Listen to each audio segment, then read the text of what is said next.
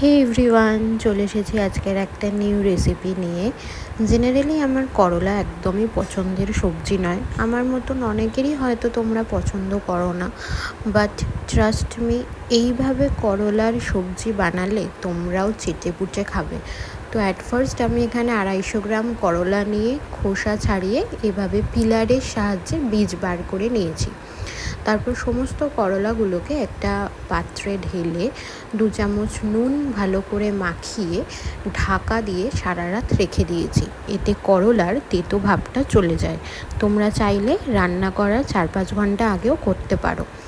দেন পরের দিন সকালে এটা ভালো করে জল দিয়ে ধুয়ে নিয়েছি, যাতে নুন আর বেঁচে থাকা এক্সট্রা তেতো ভাব চলে যায়। এরপর একটা প্যানে জল নিয়ে এই করলা আর 4-5টা কাশ্মীরি লাল লঙ্কা বীজ বার করে সিদ্ধ করতে দিয়েছি 15 মিনিট।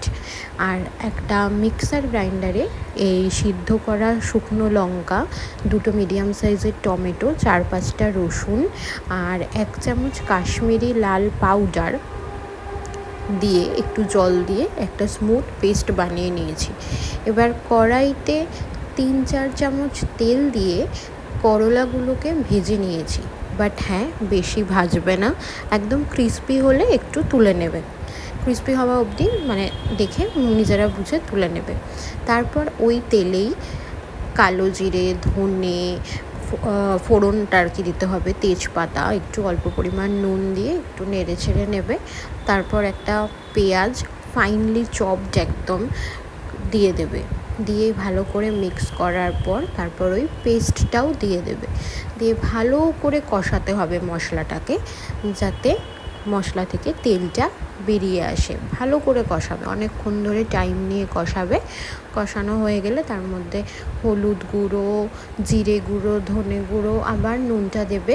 নুনটা নিজেদের পরিমাণ মতো দিয়ে ভালো করে মিক্স করে রেখে দেবে।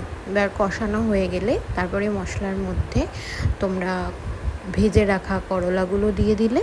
আমি দিয়েছি একটু গুড়, বাট সেটা অপশনাল, তোমরা দিতেও পারো নাও দিতে পারো।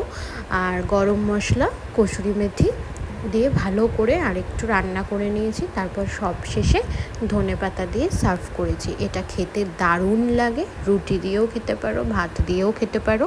তো এটা ট্রাই করে সবাই কমেন্ট করো কেমন হয়েছে। দেখা হচ্ছে নেক্সট ব্লগে। Till then, bye by.